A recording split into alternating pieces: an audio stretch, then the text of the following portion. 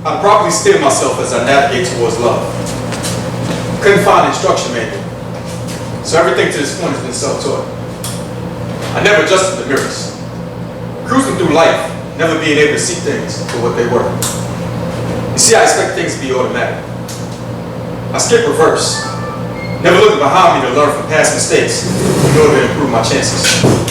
Not realizing I was sitting neutral, I often pressed the gas to accelerate things. Standing tall on the brakes is what I needed in order to be more aware of my surroundings. Foot still on throttle, when I put things in drive, I sped past the first red flag. With everything moving so fast, I paid no mind and made the wrong turn toward my biggest fear. You see, I walk proud. I exude confidence in every sense of the word.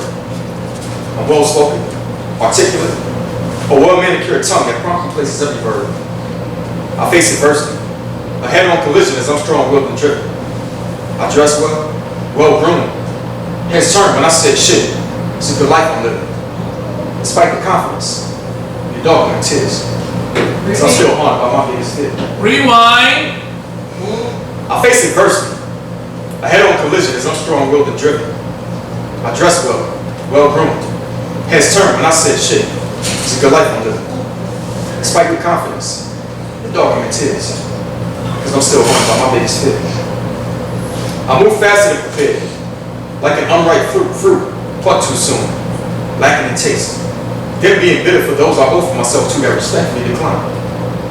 The art of humility came slow as life passed fast, but the lessons came between those spaces. I chose to ignore them when the universe provided. Consequently, I finished last in those races. Another stage of failure netted yet another tear, as I'm no closer to overcoming my biggest fear. Years passed and the mind once settled had to wait to realize its wasted talents. Rather than dwell on lost time, the lost mind I had opted to cure malnourishment. I sought refuge in books to bring beneficial guidance.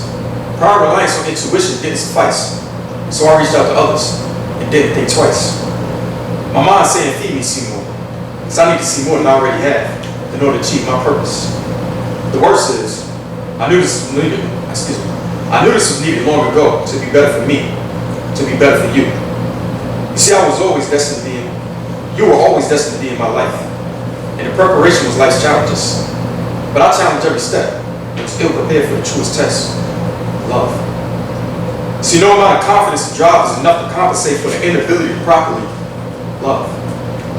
My slow progression and lack of understanding, I've come to see brought exactly what I anticipated. My biggest fear is not represented to me. Provide love without it being reciprocated.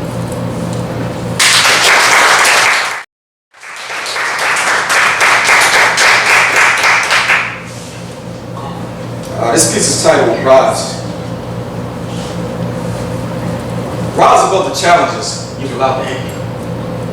Hold on to hope just as strongly as you hold on to the grudges that help you none.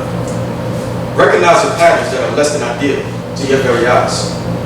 Sever ties with flawed statements of, this is simply who I am. You have aided many others through their sagas, so rise to the occasion at least once to save your own show. Inflate yourself with the courage you beg others to develop. Create strength to release pain with the proper conditioning. You've told others to remove the dead weight from their shoulders, yet stuck under the very weight. Why haven't you allowed your actions to show hurt? Be the example so the study material is easy to follow. Provide multiple choices at being better than what good enough has looked like. Craft your new self in 3D so you excel in every dimension. You're your own artist, so show them what art is. The power of belief must become your operating system. The windows to your soul less hazy when removing the downloads of doubt.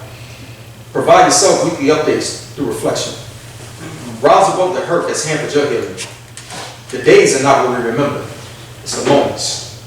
And there's more meant for us than idle settlement.